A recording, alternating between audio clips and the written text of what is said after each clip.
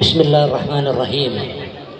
Assalamualaikum warahmatullahi wabarakatuh. Waalaikumsalam warahmatullahi wabarakatuh. Alhamdulillah, wassalatu wassalamu ala rasulillah Sayyidina Muhammad ibn Abdullah wa ala alihi wa sahbihi wa man wala wa man tabi'a sunnatahu wa iqtada bihuda. Usikum jami'an wa nafsi bittaqwallah.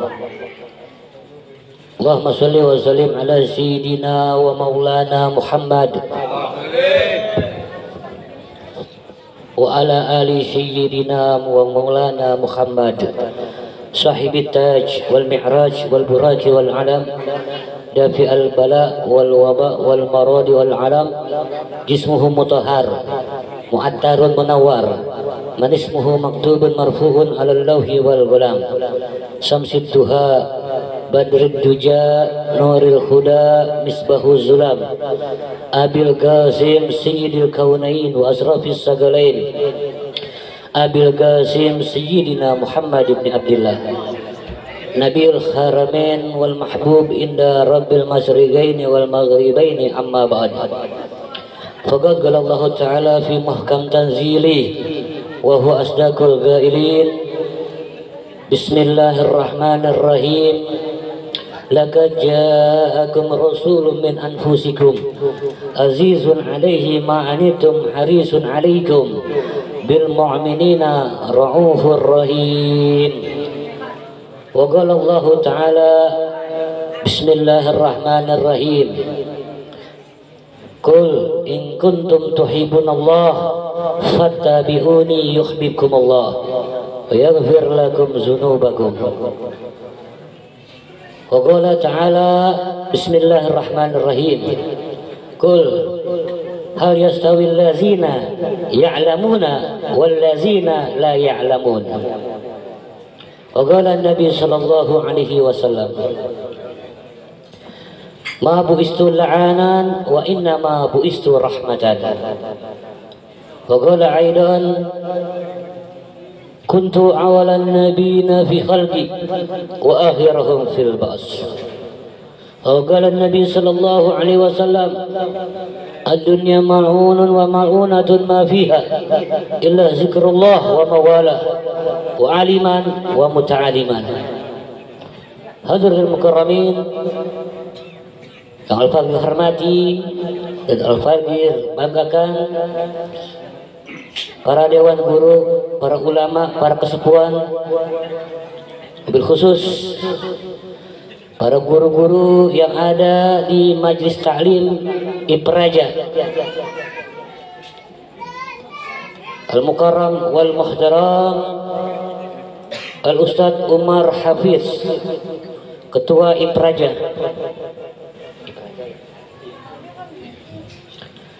Al-Mukarram wal Muhtaram Al-Ustadz Umar S, Al-Mukarram wal Muhtaram Al-Ustadz Ma'an Al-Ansari, Al-Mukarram wal Muhtaram Bapak Haji Tamin, Al-Mukarram wal Muhtaram Kiai Haji Muhammad Qamar, Al-Mukarram wal Muhtaram Bapak Nemit, Bapak Kiroy, Al-Muhtaram wal Muhtaram Bapak Hadi Al-Fatih, perwakilan Ketua RT 02, Al-Mukarram wal Muhtaram Bapak Zakar, dan Al-Mukarram wal Muhtaram Bapak Ustadz Asmawi Mata Anallah bituli hayatihim jami'.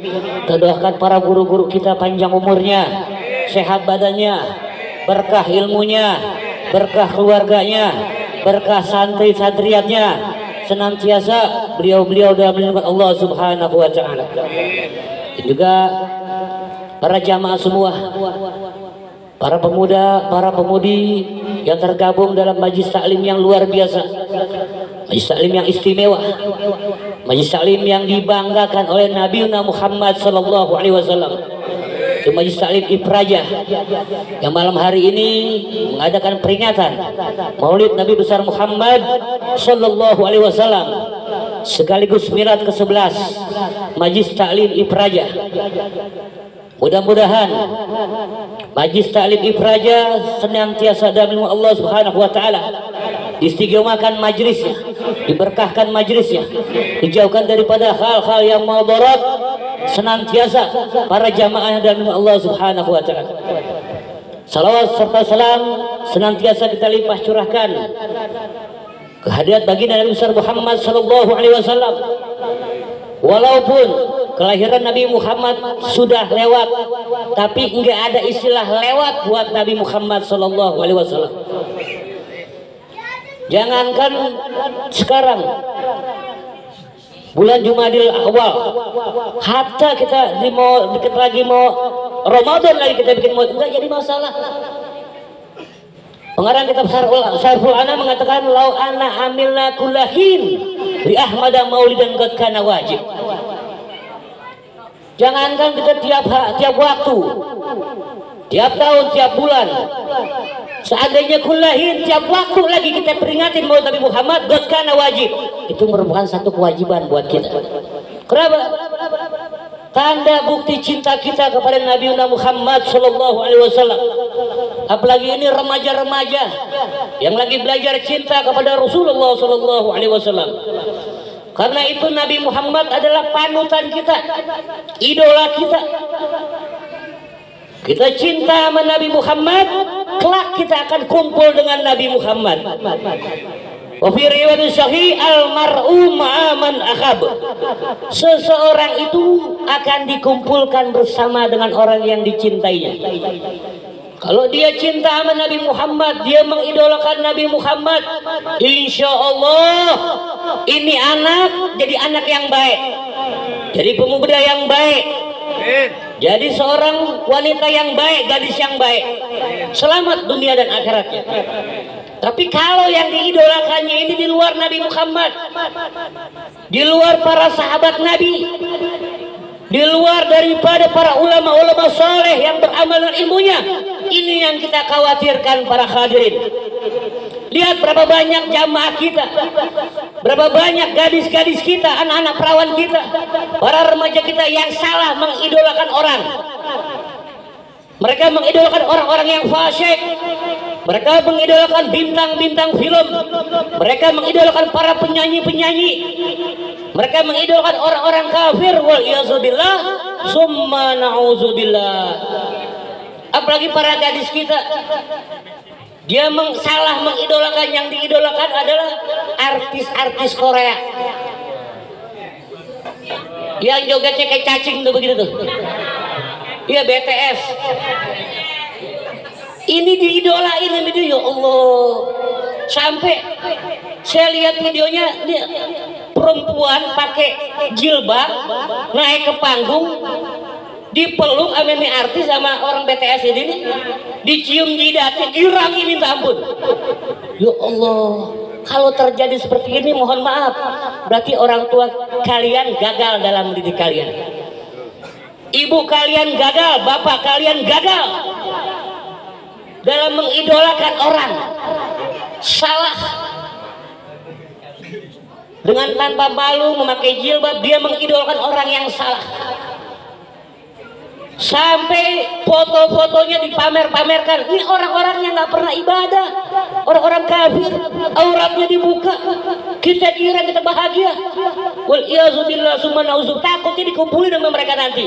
Di mana? Fi darkil asfali minan nar. Dalam keraknya neraka, bukan neraka lagi, keraknya ente masuk. Karena seseorang itu akan dikumpulkan bersama dengan orang yang dicintainya.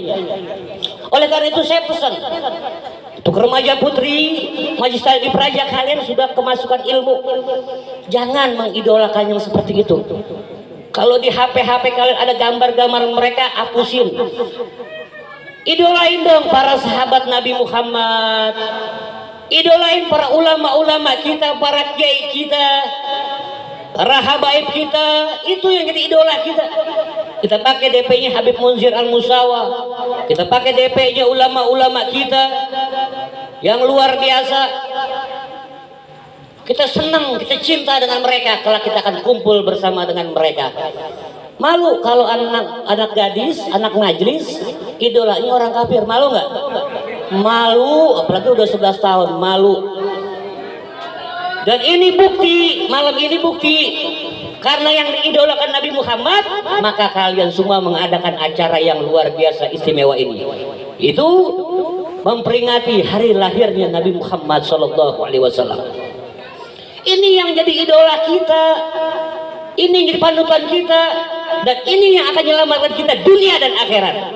Kalau sudah mencintai Nabi Muhammad SAW, selamat kita dunia akhirat. Kita akan ikuti orang yang kita cintai. Apa yang Nabi Muhammad kerjakan, kita akan kerjain. Apa yang Nabi Muhammad tinggalin, kita akan tinggalin. Wa ma atakumur rasulu fakhuzuhu wa ma nahakum anhu fantahu. Ini pekerjaan kira-kira dilakuin nggak sama Nabi Muhammad? Oh enggak, saya nggak kerjain. Kira-kira pacaran sama Nabi Muhammad dibolehin? Enggak, saya nggak pacaran. Saya nggak mau baca ta'aruf, ayo silakan ta'aruf. Kalau kamu sayang sama saya, nikahin saya. Ini ajaran Nabi Muhammad SAW. Jadi jangan kita kerjain orang-orang, pekerjaan orang-orang yang fasik, jangan. Apalagi anak majlis, jangan. Idolain ulama-ulama kita, ustadz-ustadz kita. Nih Ustadz Umar ya ganteng nih, boleh ente idolain. Ya Allah, mudah-mudahan Ustadz Umar jadi suami saya. Nggak apa-apa, nggak apa-apa. Ikhtiar namanya. Mama ada nih, oh ya Allah, itu pemain hadroh, ada yang ganteng berbantu jadi suami saya. Nggak apa-apa. Kenapa? Ente satu menu, sama-sama suka ilmu. Kalau kasih jodoh sama Allah Ta'ala, dua-duanya suami istri senang ngaji. Ini dibenarkan sama syariat kita. Kita minta, ya Allah, kalau jodoh saya deketin. Inilah ajarannya Nabi Muhammad Sallallahu Alaihi Wasallam. Kita peringatin Maulid Nabi Muhammad, ini berkahnya luar biasa, istimewanya luar biasa. Udah dalam berbagai majlisnya udah terangin akan keberkahan memperingati Maulid Nabi Muhammad Sallallahu Alaihi Wasallam.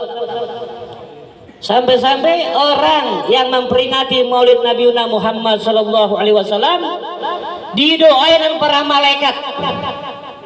Ma min majlisin zukira fihi Nabi sallallahu alaihi wasallam illa tanma minhu raihatan thayyibatan tahruku samawati sab'a hatta tantahiya ilal ars lam yajid khalqan min khalqillah illa wa hum yastaghfiruna li ahli zalikal majlis.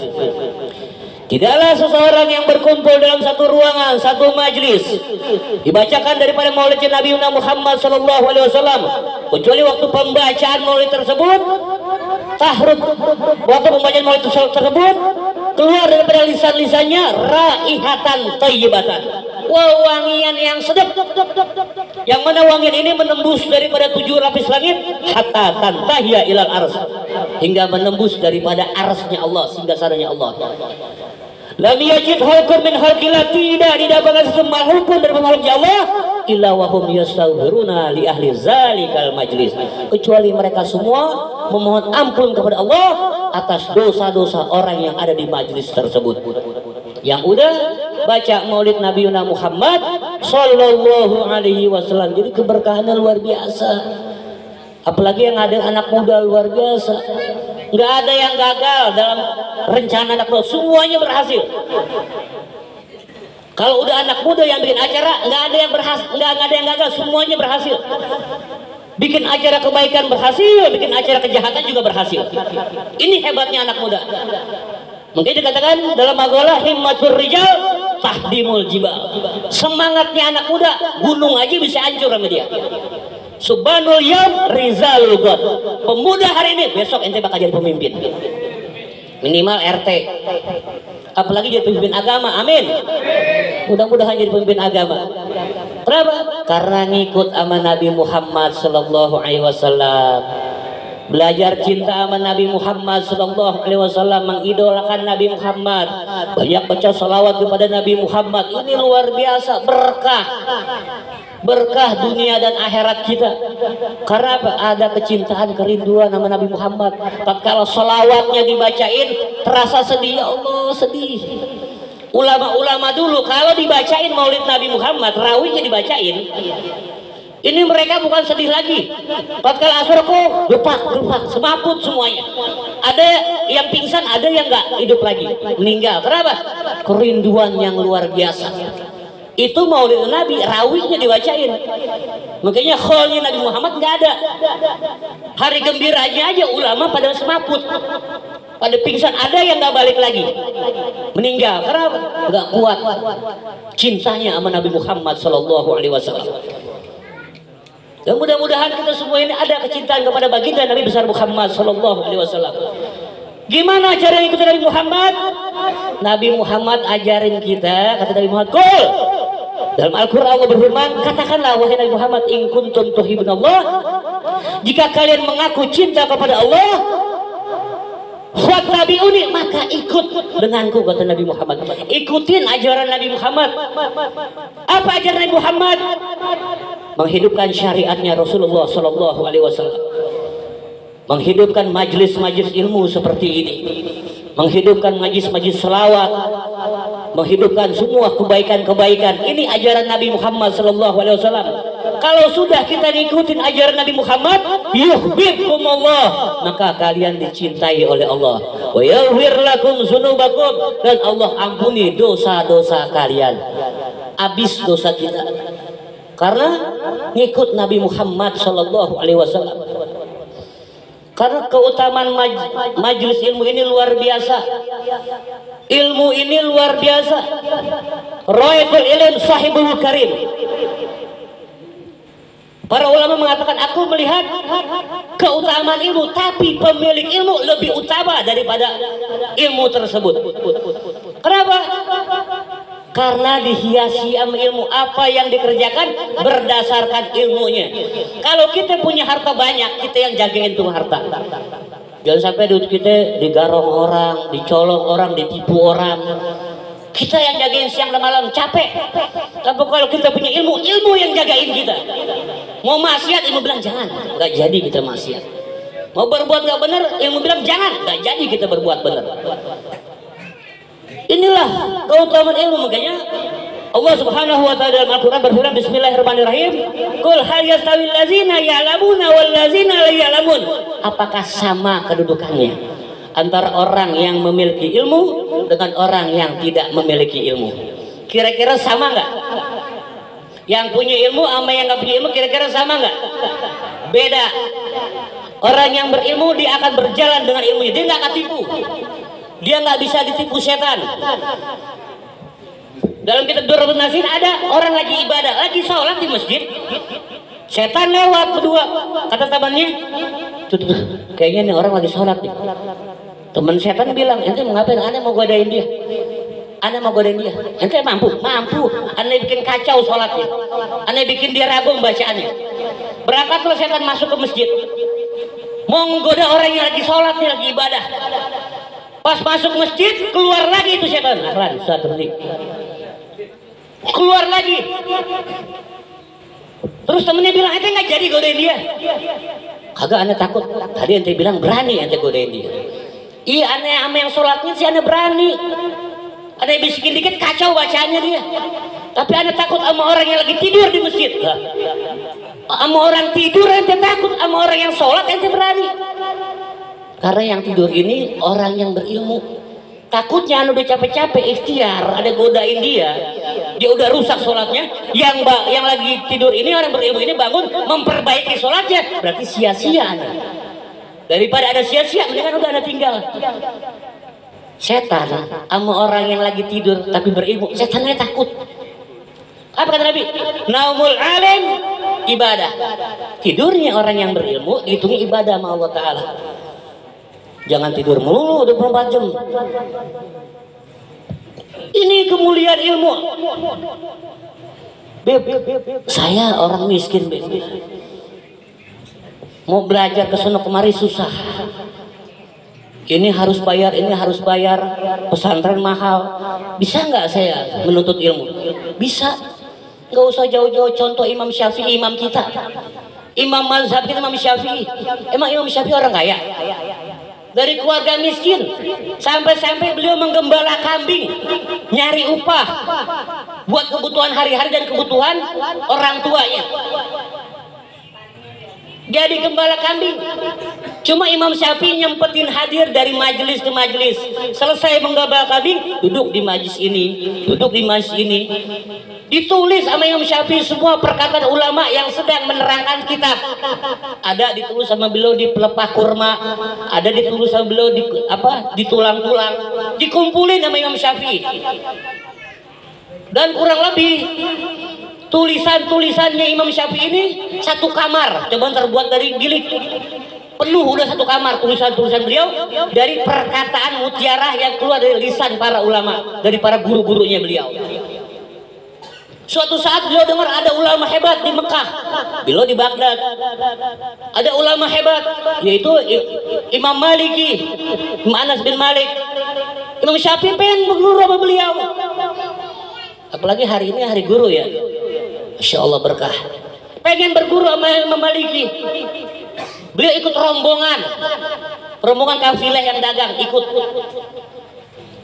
Berangkatlah beliau, tapi sebelum berangkat Imam Syafi'i lihat tulisan-tulisannya ini kurang lebih satu kamar, satu bilik.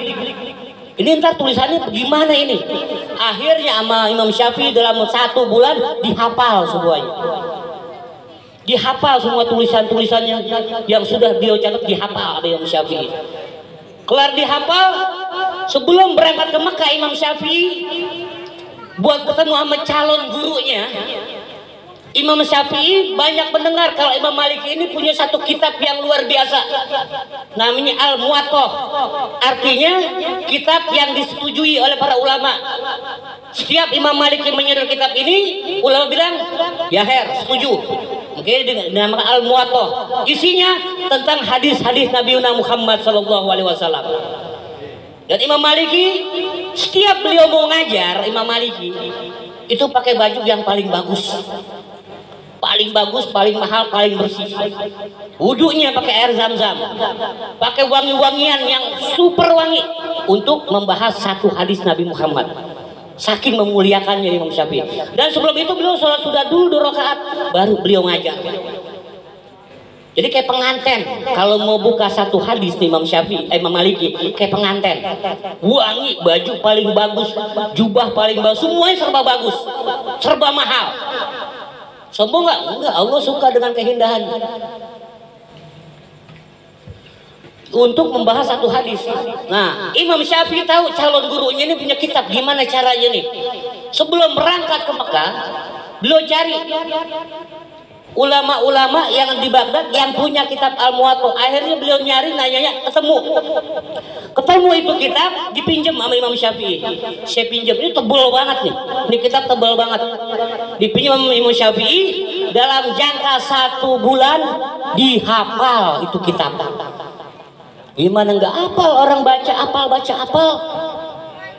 Kayak kita baca koran, kita baca koran aja kira-kira hafal nggak? Baca juz hafal nggak? Imam Syafi'i baca sekali hafal. Itu hebatnya Imam Syafi'i, jeniusnya luar biasa. Sebulan selesai itu kitab, udah diketalar di kitab di kepalanya. Satu kitab. Akhirnya izin sama uminya berangkat ke Mekah, ikut rombongan. Sampailah beliau di majlis taklimnya Imam Maliki. Ditunggu waktu pengajian. Di waktu pagi pengajian dimulai, yang duduk di depan majelisnya Imam Maliki ini putra-putra bangsawan, putra-putra pejabat pada ngaji sama Imam Maliki. Imam Syafi'i duduknya paling ujung, paling pojok, di pojok duduknya. Dia dengerin semua perkataan calon gurunya nih Imam Maliki. Dia denger Imam Maliki menjelaskan itu kitab satu hadis kurang lebih 1,5 jam. Semua putra-putra bangsawan pada nyatet tentang syarah daripada hadis tersebut yang disyarahkan sama Imam Maliki. Imam Syafi'i nggak punya kitab, nggak punya buku, nggak punya pulpen, ya orang miskin. Akhirnya mengandalkan hafalan Imam Syafi'i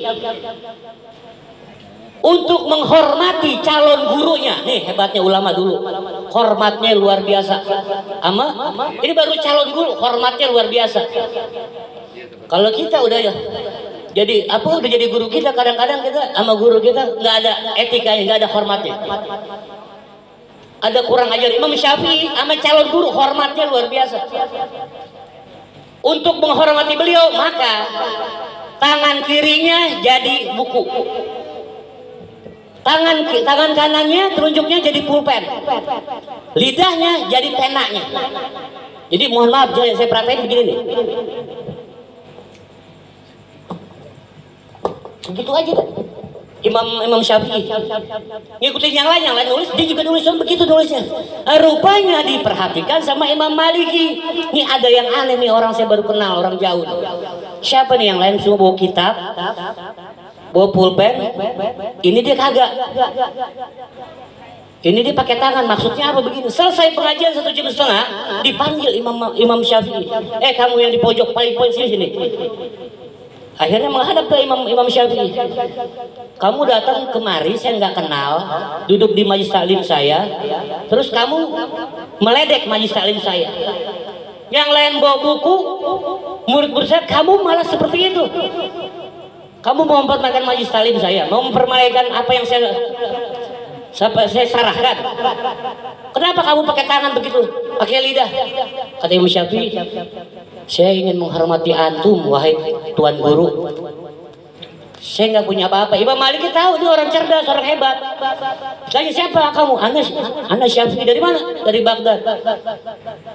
Akhirnya Imam Maliki ditesnya orang dengan cara dihukum.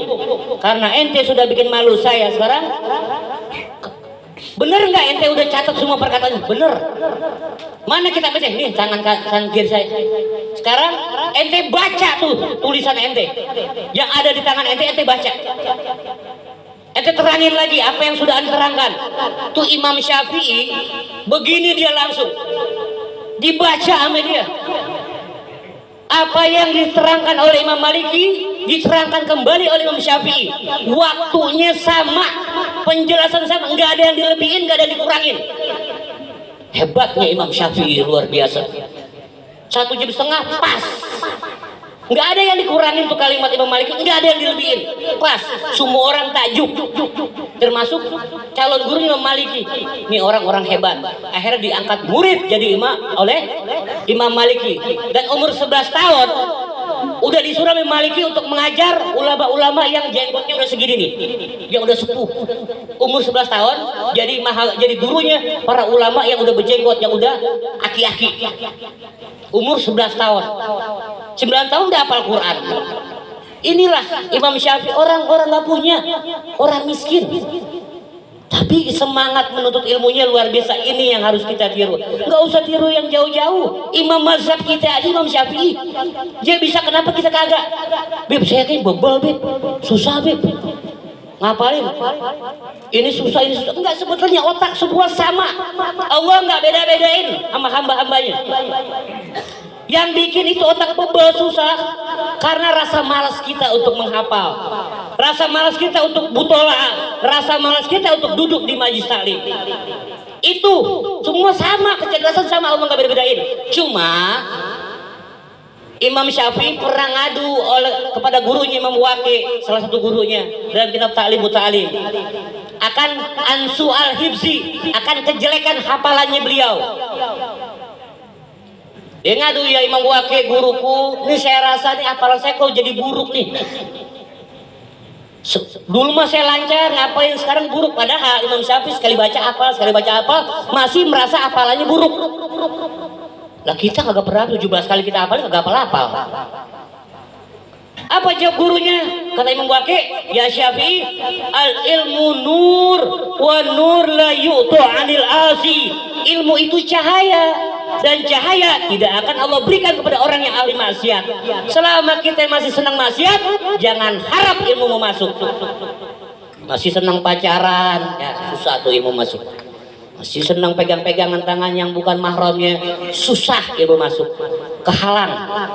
Tapi kalau kita menjauhi perkara-perkara yang haram, insya Allah cepat ilmu masuknya. Inilah keutamaan ilmu. Imam Syafi'i luar biasa cinta sama gurunya, luar biasa. Dan begitu juga kita harus cinta, ada kecintaan sama para guru-guru kita. Apalagi sekarang ini hari guru ya, hari guru nasional. Nggak boleh kita banding-bandingkan guru. Wah, guru saya mah guru kampung. Wah, si Fulan mah gurunya hebat dari Yordan. Wah, dia jebolan Yordan. Wah, guru saya guru kampung. Jangan pernah kita banding-bandingkan guru. Tetap guru adalah guru. Mau dari kampung, mau dari mana, guru kita. Dia yang telah memberikan penerangan buat kita. Ini ada satu cerita. Zamannya Habib Ali Kuitang di Islamic Center. Ada satu orang yang nanya sama Habib Ali Kuitang tentang masalah agama. Nanya, ya Habib Ali Kuitang, Habib Ali Al-Habsyi, saya mau nanya nih, itu kalau misalnya kita makan babi kira-kira haram gak ya? Habib Ali Kuitang bilang, ya kalau buat kita umat muslim haram, gak boleh. Udah, ini orang nggak puas sama jawaban Habib Ali. Ini kan Habib Ali pada zaman itu maha gurunya ulama-ulama, termasuk Al-Maghfurat Kiai Nur Ali Ujung Harapan itu bergurunya sama Habib Ali Kuitang, termasuk Mbah Guru Keneng bergurunya sama Habib Ali Kuitang. Beliau maha guru. Ini orang nanya tentang masalah hukum Habib Ali. Itu kalau kita makan babi haram nggak? Kata Habib Ali, kita orang Islam ya haram makan babi. Dia nggak puas sama jawaban seorang gurunya. Dia tanya lagi sama Habib Ali Bungur. Ya Habib Ali Bungur, cuman nggak bersamaan. Setelah ke rumah Habib Ali, beliau ke rumah Habib Ali Bungur. Ketemu sama Habib Ali Bungur Alatos, beliau nanya Habib Ali Bungur, Habib Ali saya mau nanya apa? Itu babi haram nggak ya kalau kita makan? Lalu dijawab sama Habib Ali, kalau kita orang Islam, ya haram makan babi, nggak boleh, melarang. Oh ya udah. Ternyata nih orang nggak puas lagi, datang lagi ke Majelis Taklimnya Habib Salim Jindan, nanya lagi sama Habib Salim Jindan. Ya Habib, saya mau tanya apa? Itu kalau kita makan daging babi, kira-kira haram nggak ya? Apa jawab Habib Salim Jindan? Sekarang satu orang aja udah cukup, tiga-tiganya ini ulama ditanyain sama dia di Majelis Taklim yang berbeda. Apa jawaban Habib Salim Jindan? Kalau makan daging babi buat ente halal, kata Habib Salim Jindan. Kalau ente yang makan halal. Wah, saya muslim, iya halal buat ente. Nggak terima dia, ngadu sama Habib Ali Kuitang. Besoknya dia ngadu Habib Ali Kuitang, ya Habib Ali, Ana tanya sama antum tentang masalah makan daging babi, antum bilang haram. Iya benar haram. Ana juga nanya sama Habib Ali Bungur. Habib Ali juga sependapat sama antum haram.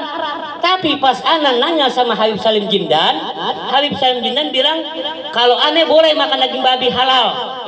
Yang benar Habib Salim Jindan bilang gitu. Dipanggil Habib Salim Jindan ke Majelis Taklim Kuitang. Datanglah Habib Salim Jindan, ditanya langsung depannya orang sama Habib Ali Kuitang, ditanya, iya Salim, bener ente bilang kalau makan daging babi itu haram, apa halal buat dia? Saya sama Habib Ali Bungur bilang haram, kenapa? Iya bilang halal. Apa jawaban Habib Salim Jindan? Iya memang saya jawabannya halal buat dia. Kenapa?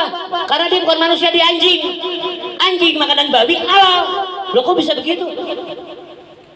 Dia wujudnya manusia tapi kelakuannya seperti binatang, dia seperti anjing. Kalau dia benar-benar manusia, benar-benar orang yang menuntut ilmu, sebetulnya cukup jawaban dari antum bilang haram, ya udah haram. Kenapa dia harus tanya lagi sama Habib Ali Bungur? Kenapa harus tanya lagi sama saya? Maksudnya apa? Dia mau cari kesalahan kami para ulama, membanding-bandingkan kami. Nggak bisa. Dosa hal seperti itu. Makanya saya bilang buat dia halal, karena dia anjing bukan manusia. Itu kata Habib Salim Jindan. Jadi kita juga jangan seperti itu. Kalau udah kita yakin sama guru kita bilang kagak boleh, udah kagak boleh. Nggak perlu kita bertanya lagi. Kita cintai guru kita hormati, muliakan. Kita bisa tahu alif ba ta sa dari wasilah guru kita.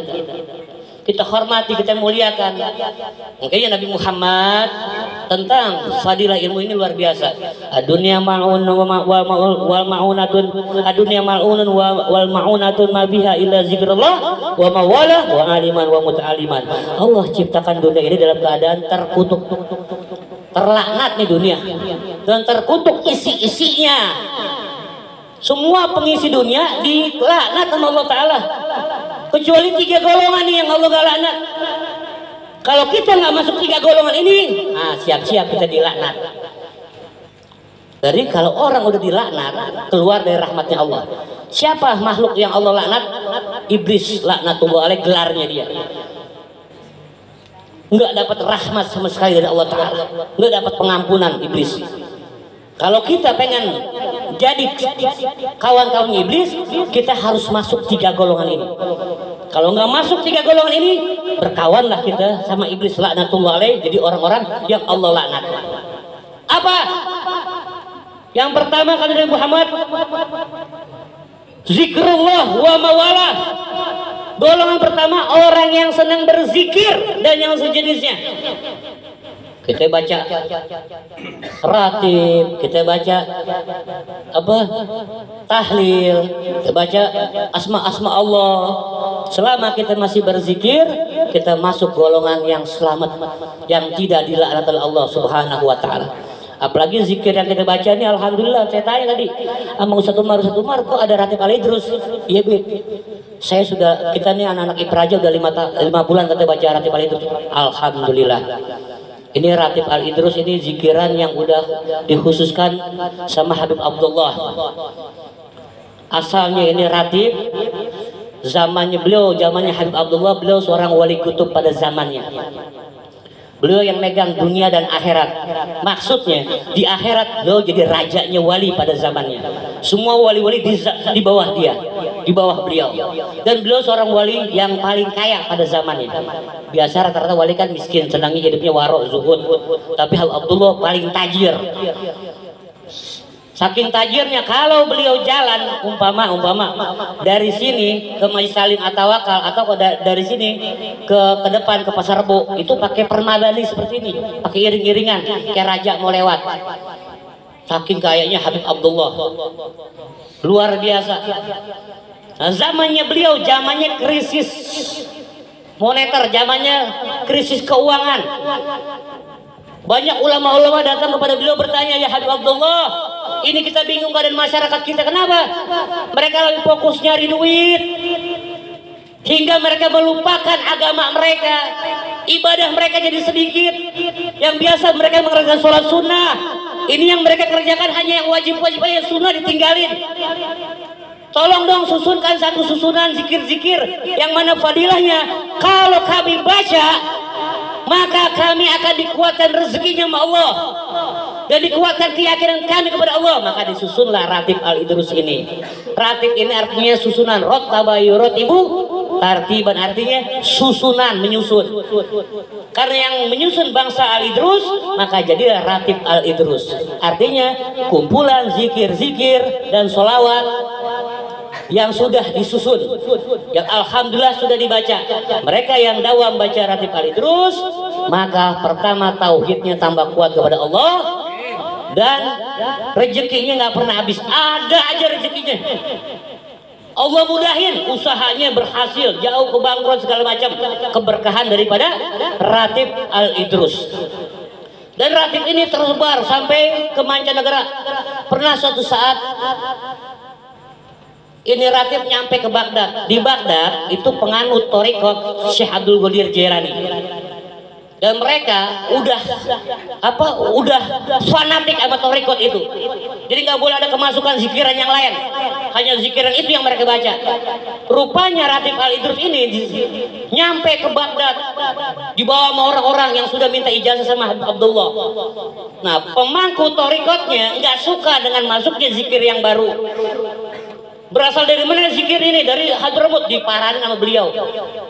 Di Yaman Utara. Sementara Habib Abdullah di Yaman Selatan. Dari Yaman Utara nyampe ke Yaman Selatan, bertemulah dengan Habib Abdullah. pemimpin Thariqat Syekh Abdul Qadir Jailani ini bilang sama Habib Abdullah, ya Habib Abdullah, tolong engkau hentikan Thariqat engkau. Kami sudah cukup dengan Thariqat Syekh Abdul Qadir Jailani. Banyak daripada jamaah kami yang ikut baca zikir antum, ini kita nggak suka. Kita jadi nggak fokus, jadi kebagi dua. Tolong kamu bilang, jangan sampai Thariqat kamu, bacaan zikir Al-Idrus kamu ini nyampe ke Yaman Utara. Cukup di Yaman Selatan aja udah berkembangnya. Akhirnya kata Habib Abdullah, ya kita nggak bisa, ini kan bukan kemauan saya. Ini kan mereka yang bawa, mereka yang pada baca, mereka yang minta ijazah. Udah kalau begini, ini mumpung saya bawa jamaah saya dan antum juga ada jamaah antum di sini di majlisnya Habib Abdullah nih kejadiannya nih. Dalam kitab Jawahirul Bihar, akhirnya tanya, ya Habib Abdullah saya tanya sekarang, mulia mana engkau dengan Habib? Mulia mana engkau dengan Sultan Aulia Syekh Abdul Qadir Jailani? Habib Abdullah ditanyanya begitu. Siapa yang kenal Syekh Abdul Qadir Jailani? Sultanul Aulia. Pangkatnya luar biasa, ngebanding-bandingin lagi ini ujung-ujungnya. Mana yang lebih hebat? Ditanyanya seperti itu. Jelas Abdullah bilang, kamu jangan pernah bandingin kami. Kalau kamu maksa ngebandingin antara saya dengan Sultan Aulia Syekh Abdul Qadir Jailani, maka saya katakan bahwa magom Tuan Syekh Abdul Qadir Jailani lebih mulia daripada saya. Puaslah pemimpin Thariqat ini. Alhamdulillah. Kalian dengar semua ya? Jamaah saya juga semua dengar. Jamaahnya Habib Abdullah dengar. Tuh guru ente sendiri yang bilang tuh, kalau Thariqat kami lebih mulia daripada Thariqat yang guru anda bawa. Girang dia. Lagi girang-girang, ada yang masuk ucapin salam ke dalam majelis. Assalamualaikum. Jawab waalaikumsalam. Tahu-tahu si tamu ini pakai jubah, marah-marah. Ngomelin si pemimpin Thariqat ini, ente kurang ajar, ente galil adab, ente nggak punya sopan santun, ini zuriyah Nabi Muhammad, ente perlakukan, ente perbalukan depan murid-muridnya. Kalau ente mau banding-bandingan antara saya dengan Habib Abdullah, saya jawab sekarang, ternyata yang datang Tuan Syekh Abdul Qadir Jailani hidup lagi, Tuan Syekhnya hidup lagi. Kalau kamu banding-bandingkan saya sama Habib Abdullah bilang bahwa dia lebih rendah daripada saya. Saya katakan hari ini, kata Tuan Syekh Abdul Qadir Jailani, ana barruha wa Habib Abdullah bahruha, kata Tuan Syekh Abdul Qadir Jailani. Saya ini darat, ibarat ilmu, saya ini daratannya. Habib Abdullah ini ada lautannya. Luas mana daratan dengan lautan? Luas lautan. Jadi magomnya Habib Abdullah lebih unggul daripada magom saya. Puas kamu? Terdiam pemimpin Thariqat ini. Diam, ya Allah. Karena yang dia lihat langsung benar Sultan Aulia yang datang. Hidup lagi itu Sultan Aulia. Setelah bicara seperti itu, pamit pulang, Sultan Aulia hilang. Akhirnya dia minta maaf sama Habib Abdullah. Akhirnya dibolehkan. Masuklah Ratib Al-Idrus ke Yaman Utara. Jadi masing-masing sampai ke Pondok Benda. Alhamdulillah. Karena apa? Karena keberkahan. Mudah-mudahan warga Pondok Benda, bukan hanya jamaah Ipraja aja, senang baca Ratib Al-Idrus. Karena 3 ratib ini ratib yang mulia, 3-3-nya Masya Allah. Al-Idrus ratib tertua. Setelah ratib Al-Idrus, ratib apa? Habib Umar bin Abdurrahman Al-Atos, ratib Al-Atos. Ketiga, ratib Al-Haddad, Habib Abdullah bin Alwi Al-Haddad. Kalau kita baca, keberkahan terlimpah kepada kita semua. Amin. Jadi itulah keutamaan ilmu. Dikatakan lagi, zikrullah. Selama kita masih senang zikir, baca Ratib Al-Idrus, Al-Haddad dan lain sebagainya, baca tahlil, maka kita masuk golongan yang satu. Selamat, kita nggak dilaknat sama Allah Ta'ala. Dan Alhamdulillah malam hari ini Allah selamatkan kita nggak masuk golongan yang dilaknat. Kenapa? Kita masuk ke golongan satu, udah baca Ratib Al-Idrus, zikrullah wa mawala. Yang kedua, wa aliman. Golongan yang kedua yang Allah nggak laknat adalah orang yang berilmu. Para guru-guru kita nih semua, beliau orang-orang yang berilmu. Oleh karena itu muliakan beliau, senangkan hatinya, maka keberkahan tercurah kepada kita. Kalau kita jauhkan ulama kita, guru-guru kita, yang rugi bukan guru-guru kita, yang rugi kita, rugi dunia, rugi akhirat. Jauh-jauh hari Nabi Muhammad sudah pesan nih sama kita nih. Sayati zaman ala ummati yafiruna min ulama wal fuqaha. Kata Nabi Muhammad, akan datang satu zaman yang mana di zaman itu umat-umatku akan lari dari para alim ulama.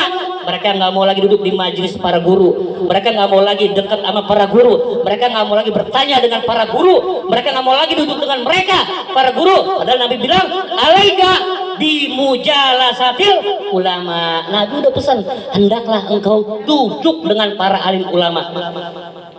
Tapi kita nggak mau. Nabi bilang begitu tuh. Akan datang satu zaman. Zaman yang mana? Yang sekarang. Yang mana pada zaman itu umatku akan lari dari para alim ulama. Nggak mau lagi menghadiri majelis-majelis mereka. Nggak mau menghadiri lagi daripada ceramah-ceramah mereka. Nggak mau nanya sama mereka. Nggak mau duduk bareng dengan mereka.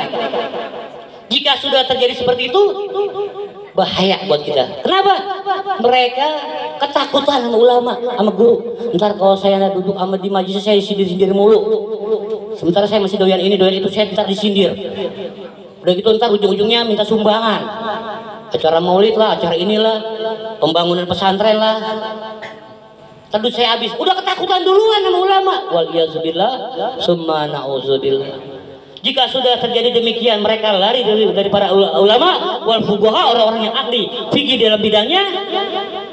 Fayabtalihimullahu ta'ala bisalasati baliyat, maka Allah timpahkan kepada mereka 3 musibah. Kata Allah Ta'ala nih, kalau kita lari sama ulama, sama para guru, nggak mau duduk di majelis taklim mereka, nggak mau dengerin nasihat mereka, nggak mau minta fatwa dengan mereka, Allah kasih 3 bencana buat kita. Pertama, yarfa'ul barakah min kasbihim, Allah cabut keberkahan dalam harta-harta mereka. Boleh ente duit ente banyak, jual kebun, jual segala macam, duit ente banyak, tapi nggak berkah uang ente, nggak masuk buat agama Allah, nggak masuk buat sedekah, habisnya buat foya-foya, sia-sia, buat maksiat, buat berjudi dan lain sebagainya, buat hal-hal yang Allah larang. Habis tuh duit ente buat begitu, buat nyawer artis-artis yang nggak jelas, buat minuman keras. Kenapa? Nggak ada keberkahan dalam harta itu. Kenapa? Jauh sama ulama, nggak mau duduk di majelis taklim mereka. Pertama tuh kerugian kita, musibah dari Allah. Kedua, wa yusallitallahu ta'ala alaihim sultanan zaliman. Allah berikan kepada kita penguasa yang zalim, dari tingkat bawah sampai tingkat atas, dari RT sampai lurah, sampai bupati, sampai gubernur, sampai presiden, zalim sama kita. Jadi jangan salahkan mereka. Ya Allah, kok kita diintimidasi, kita dizolimi, parah nih pejabat seperti ini nih. Mereka nggak salah, yang salah kita. Kok kita yang salah? Iya, karena engkau lari dari ulama, engkau nggak duduk di majlis mereka. Karena itu Allah kuasakan dalam kampung-kampungmu, dalam wilayah-wilayahmu, dalam daerah-daerahmu pemimpin yang zolim. Allah kasih itu musibah buat kita. Jadi jangan heran kalau di wilayah kita ada pemimpin yang zalim, jangan heran. Bukan pemimpin yang salah, kitanya yang salah. Karena kita nggak mau duduk sama para ulama. Coba kalau kita duduk sama ulama, Allah kasih pemimpin yang baik, pemimpin yang soleh. Itu janji Allah Ta'ala. Yang ketiga, nih yang bahaya ketiga nih. Wa yakhrujuna minad dunya bighairi iman wal yazubillah summa na'udzubillah. Allah matikan kita tanpa membawa iman, alias matinya kafir. Besar Islam, berumah tangga Islam, meninggalnya kafir. Kenapa? Lari dari ulama.